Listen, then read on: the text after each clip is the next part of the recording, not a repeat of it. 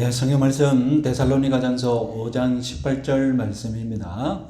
우리 다 같이 한 목소리를 읽겠습니다. 범사에 감사하라. 이것이 그리스도 예수 안에서 너희를 향하신 하나님의 뜻이니라. 아멘. 예, 오늘은 추수감사절입니다. 추수감사절의 기원은 구약 성경입니다. 하나님은 이스라엘 백성들에게 이 3대 명절을 지키게 하셨는데, 우리 표를 한번 잠시 보시면 아시다시피 첫 번째가 유월절입니다. 애굽에서 구원해 주신 것을 감사하는 절기입니다. 두 번째가 오순절, 맥추절, 칠칠절, 초실절이라고 다양한 이름을 가진 절기입니다. 세 번째가 초막절 혹은 수장절입니다. 이 세 절기는 하나님께서 일부러 추수 시기와 맞추셨습니다. 유월절은 보리추수, 그리고 맥추절은 밀추수, 마지막으로 수장절, 창고에 보관한다, 창고에 들어간다. 그러니까 한 해 농사를 마무리 짓는데, 이때는 포도, 오렌지 이런 감귤류의 곡물들을 거두었습니다.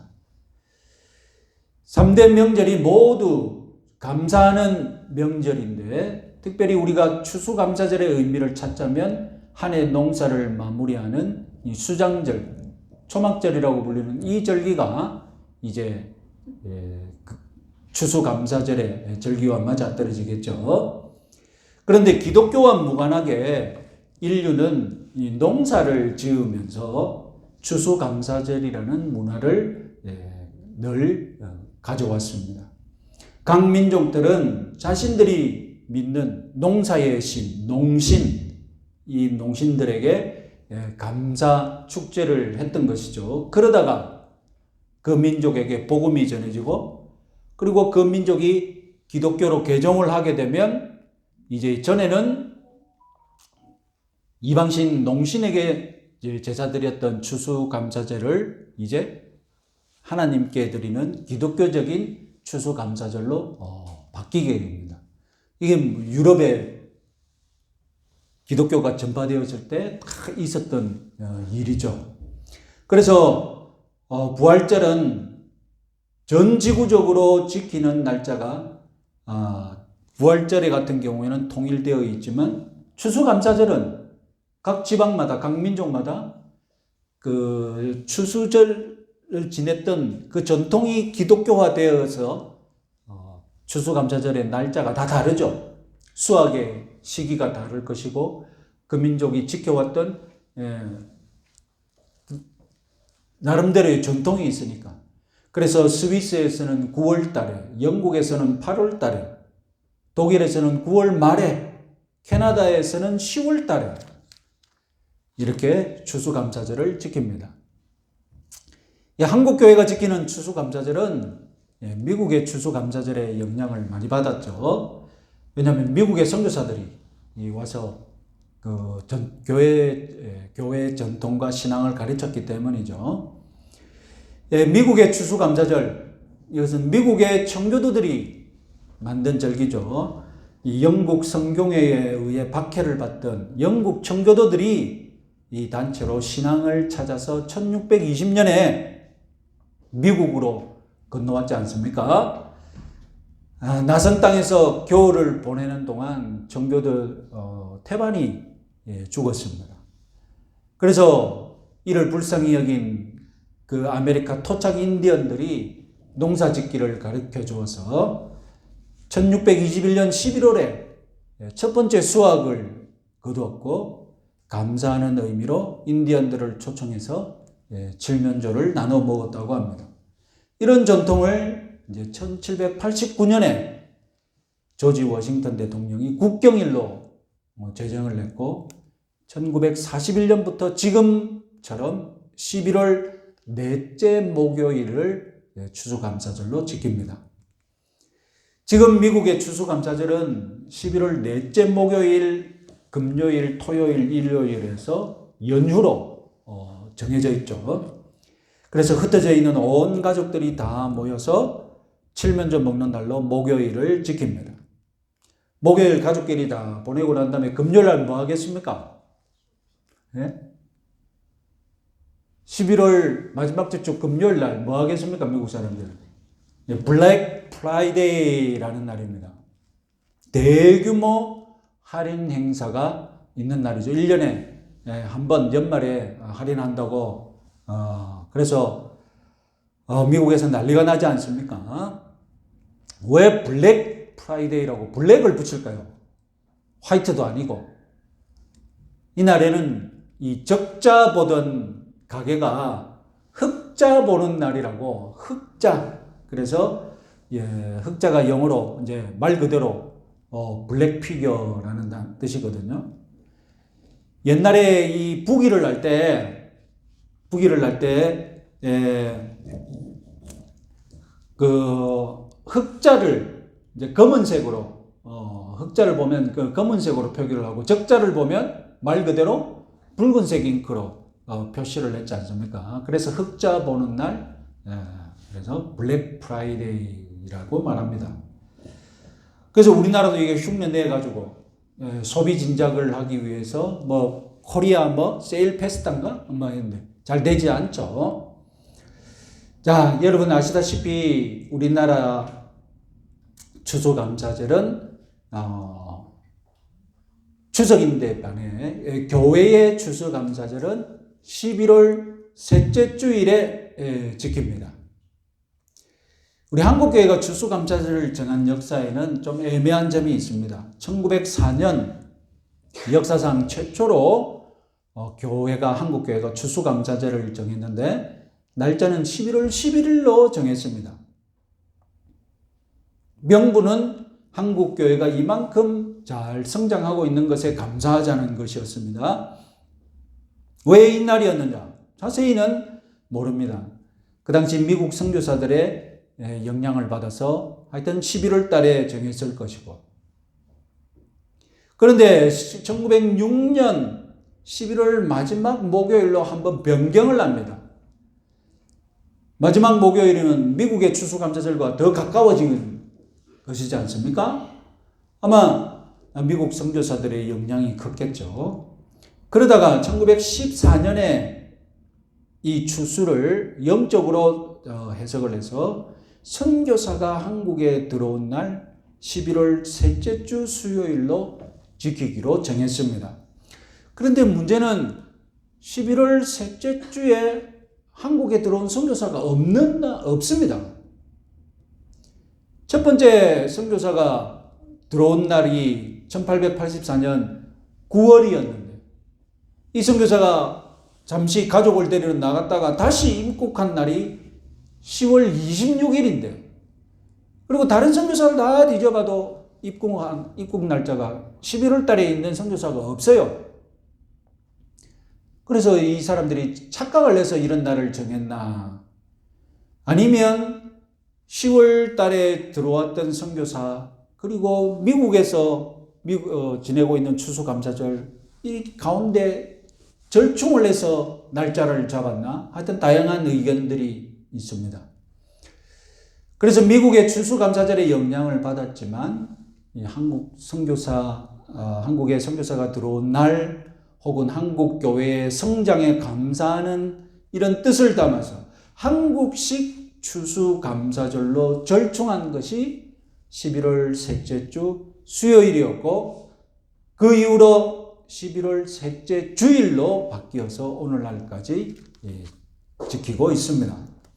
어쨌든 지금의 한국교회의 추수감사절은 이제 1년을 되돌아보면서 감사하는 절기로 정착되었고 앞서 말씀드렸다시피 추수감사절은 이미 구약에서 하나님이 정해놓으신 절기고 그리고 그 의미가 교회의 절기로 삼아도 충분히 나름대로 의미가 있기 때문에 성경적이기 때문에 우리는 추수감사절을 교회의 절기로 지킵니다.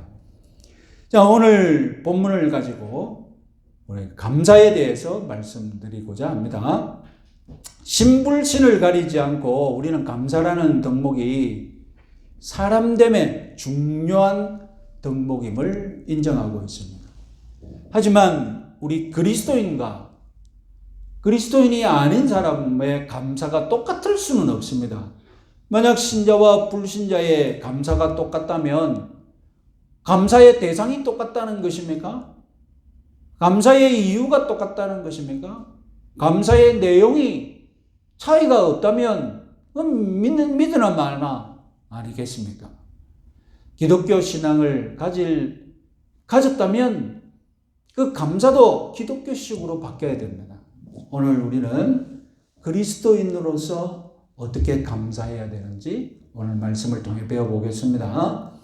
오늘 성경이 가르치는 감사, 정말로 기독교가 가르치는 감사야말로 일반 불신자들의 감사와 확연하게 다른 점.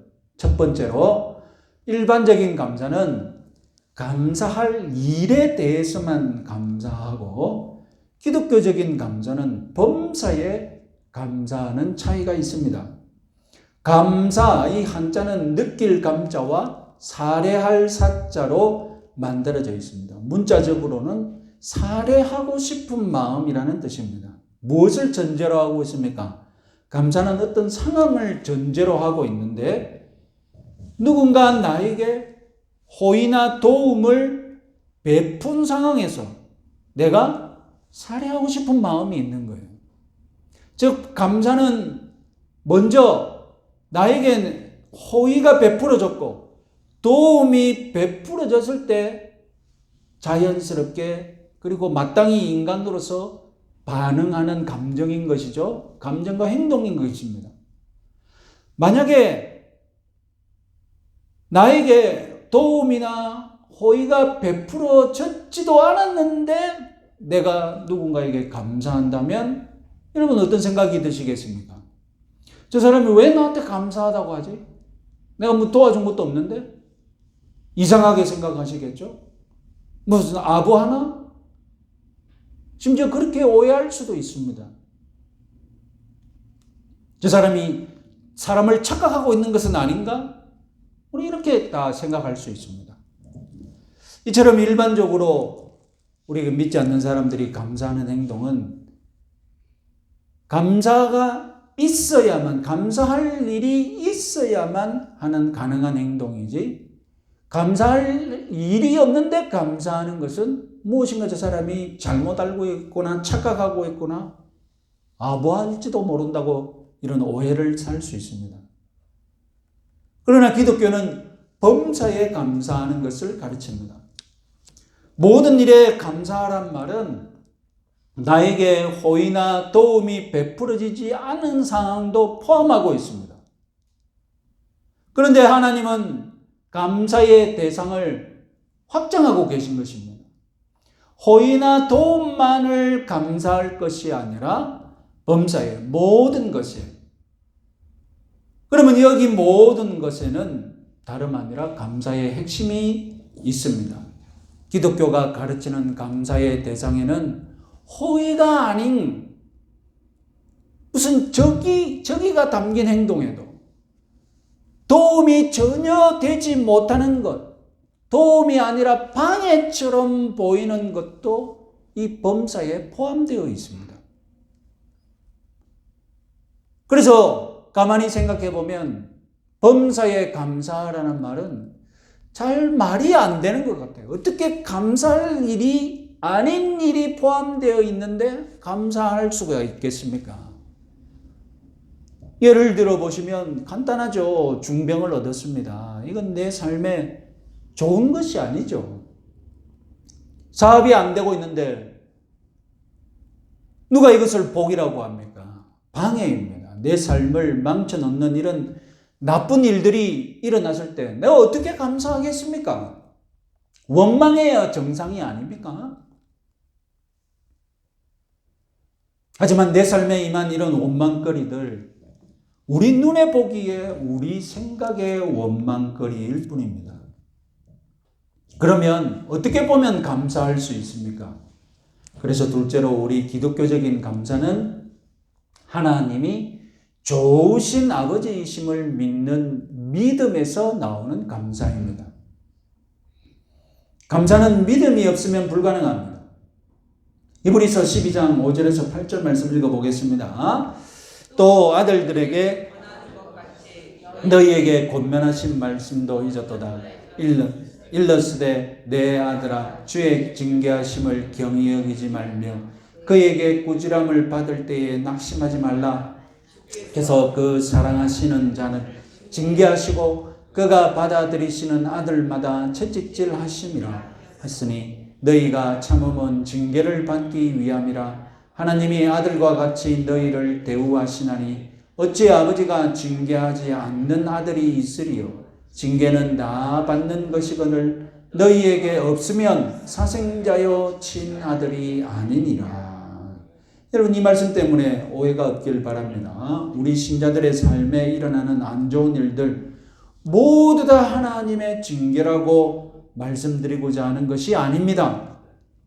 이 말씀을 인용한 이유는 이 말씀이 아버지와 아들 사이에 진짜 아버지와 아들이라면 어떤 일이 있을 수 있는지를 말하는 것입니다.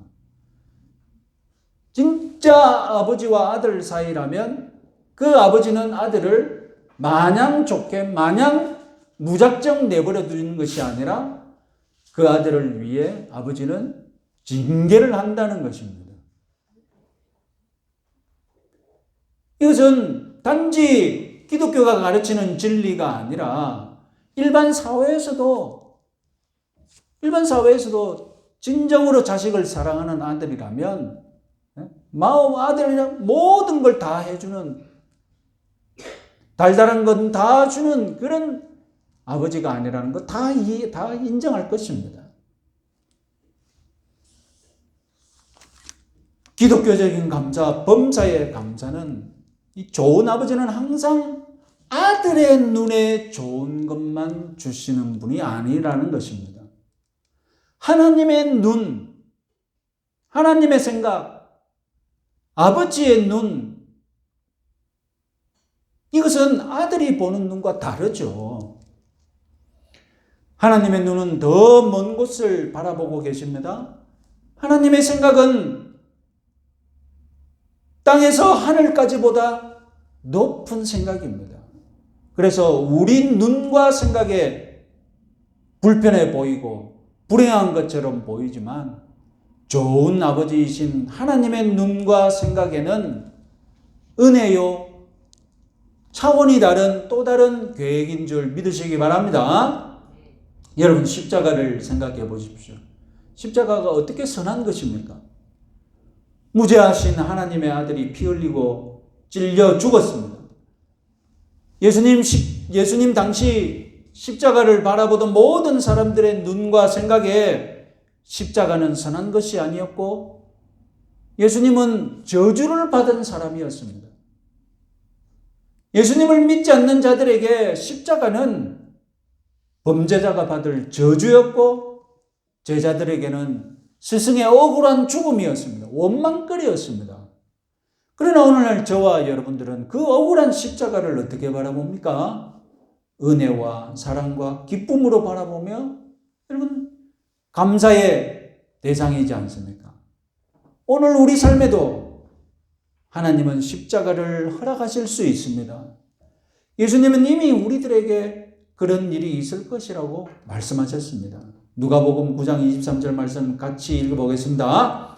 아무든지 나를 따라오려거든 자기를 부인하고 날마다 제 십자가를 지고 나를 따를 것이니라.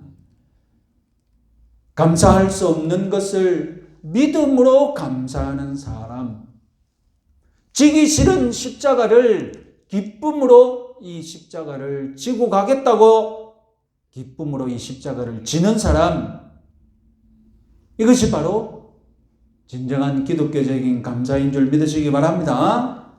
로마서 8장 28절 말씀 같이 한번 읽어보겠습니다. 우리가 알거니와 하나님을 사랑하는 자, 곧 그의 뜻대로 부르심을 입은 자들에게는 모든 것이 합력하여 선을 이루느니라. 모든 것이 합력하여 선을 이루시는 하나님. 그래서 우리는 모든 것에 범사에 감사할 수 있는 것입니다. 지난 수요일에 하나님의 섭리에 대해서 제가 말씀드렸는데, 이 섭리에 대해서 하이델베르크 요리문답이 가르치는 바가 상당히 은혜스러웠습니다. 우리 같이 한번 읽어보겠습니다. 하이델베르크 요리문답 제10주일 문 27. 하나님의 섭리란 무엇입니까? 답. 모든 것을 할 수 있고 어디에나 미치는 하나님의 능력으로서 하나님은 이를 통해 마치 자신의 손으로 하듯이 하늘과 땅과 모든 피조물을 보존하고 다스리십니다. 그러므로 약초와 불, 비와 가뭄, 풍년과 흉년, 고기와 음료, 건강과 질병, 부유함과 가난함 같은 모든 것은 우연이 아니라 아버지와 같은 하나님의 손길로 말미암아 일어납니다. 그러므로 우리는 역경 속에서 인내하며 형통할 때에 감사하고 이제부터 우리에게 일어나는 모든 상황 속에서 우리의 신실하신 하나님 아버지를 신뢰합니다. 그러므로 그 어떤 것도 그분의 사랑에서 우리를 떼어놓을 수 없습니다. 이는 모든 피조물이 하나님 아버지의 손안에 있으며 그분의 뜻이 아니고서는 아무 일도 일어날 수 없기 때문입니다. 하나님의 섭리, 우리의 아버지 되신 하나님 아버지께서 모든 일을 선한 일로 이루어 가시기 위해 오늘 열심히 일하고 계심을 믿으시기 바랍니다. 셋째로 기독교적인 감사는 명령입니다. 일반 사회에서 가르치는 감사는 권장되는 덕목이지 명령이 아닙니다. 명령은 억지로 감사해라는 말인데, 자신이 감사하는 마음도 없는데 감사하는 것, 이것은 바람직하지 않은 감사죠. 그런데 기독교적인 감사는 명령이며 심지어 억지로라도 감사하라는 것입니다. 앞서 우리가 범사에 감사하기가 현실적으로 어렵다는 것을 주목했지 않습니까? 우리는 누가 봐도 감사할 일에만 감사하기 쉽기 때문입니다. 결국 우린 범사에 감사해야 하기 때문에 감사하라고 명령하신 것입니다. 우리는 상황을 가려가면서 감사하기 쉬우니까, 모든 일에 감사하기 어려우니까 그 어려운 점을 알고 그러면 무조건이라도 감사하라고 하나님은 명령하시는 것입니다. 억지 감사, 엎드려 절받기니 안 하는 것이 좋다, 그런 의견도 맞지만 하나님께서는 억지 감사라도 해라고 명령하신 그 이유가 있겠죠. 왜냐하면 억지로라도 감사하는 것이 나를 내 자신이 높이는 것을 막는 방법이기 때문입니다. 우리는 항상 내가 잘났어, 내가 이 일을 잘했기 때문에 내가 지금 이런 영광을 가지고 있다라고 자랑하고 싶어 합니다. 그래서 내가 자랑하는 기회를 포착하는 데는 우리는 도사입니다. 그래서 어떤 분은 교묘하게 은근히 자랑하기도 하고, 어떤 분은 뜬금없이 아무 때나 자기 자랑하기도 합니다. 이렇게 교만하기 쉬운 우리들인데, 나를 억지로라도 낮추는 방법이 무엇이냐? 억지로라도 하나님께 영광을 돌리고 하나님께 감사하는 것입니다. 나는 나를 자랑하고 싶지만 억누르고 억지로라도 하나님께 영광을 돌리고 하나님께 감사하면, 그러면 이 억지 감사도 나름대로 가치 있고 해볼만 하지 않겠습니까? 마지막으로 하나님이 우리들에게 감사하라고 명령하신 또 다른 이유는 억지 감사가 진정한 감사로 변화될 수 있기 때문입니다. 억지 감사가 습관이 되면 범사에 감사하기 쉽고, 그러면 마음도 이 습관에 따라가는 겁니다. 범사에 감사하는 습관이 있으면 그 습관을 따라 마음도 감사하는 마음으로 변하기 시작한다는 겁니다. 여러분, 바람직한 것은 무엇입니까? 바람직한 것은 감사하는 마음이 습관을 만드는 거죠. 내가 정말 날마다 감사하는 마음이 넘쳐서 날마다 감사하는 마음, 그렇게 해서 나에게 감사하는 습관이 자연적으로 생기는 거, 이상적인 것이죠. 바람직한 것이죠. 그러나 여러분, 날마다 감사해서 감사하는 습관이 생기는 이런 일이 여러분 쉽게 일어난다면 얼마나 좋겠습니까? 예? 여러분, 그런 일이 쉽게 일어나겠습니까? 우리가 바람직하다고 하는 감사의 생활, 감사의 습관, 정말 내가 막 감사하는 마음이 매 시간 날마다 넘쳐서 그래서 나도 모르게 감사의 습관이 잡히는 것, 도대체 이런 일이 여러분들 가운데 누구에게 일어날 수 있습니까? 나에게는 일어날 수 있다고 여러분 장담하십니까? 그건 정말로 이상적인 것이고요. 우린 거꾸로 실천해야 됩니다. 감사하는 마음이 나기 어려우니까 오히려 억지로라도 감사하는 습관을 만들어서, 그래서 이 습관 때문에 감사가 입에 붙고, 그래서 감사가 입에 붙으니까 마음도 그 입을 따라가는 겁니다. 모든 일에 감사하시기를 억지로라도 순종해 보십시오. 하나님은 여러분들이 감사할 수 없는 형편에 있는 것 잘 아십니다. 그런 중에서도 원망하지 않고 원망을 억누르고 억지로라도 감사하는 그런 선택을 한다면 어찌 하나님께서 그 억지 감사라도 받아주시지 않겠습니까? 그 얼마나 귀한 감사입니까?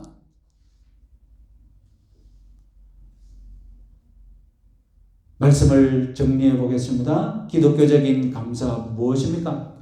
감사할 일에만 감사하는 것이 아니라 범사에 감사하는 것입니다.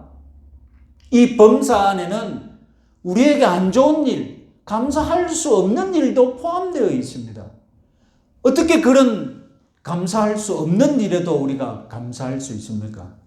기독교적인 감사는 하나님께서 아버지로서, 좋으신 아버지로서 나에게 모든 일을 통해서 선을 이루기 위해 오늘도 섭리하고 계신다는 그 믿음에서 모든 일을 바라보면 우리는 불행 같은 일, 안 좋은 일도 억지로 감사할 수 있습니다.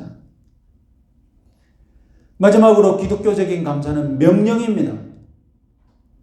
억지로라도 감사하는 것이 나의 교만을 억누르는 방법이고 결국 억지 감사가 습관이 되고 그리고 그 습관이 나의 마음을 진정한 감사하는 마음으로 변화시킬 수 있음을 믿으시기 바랍니다. 올 한 해도 하나님 아버지께서 주신 모든 은혜에 감사하시는 추수감사주일이 되시기 바랍니다.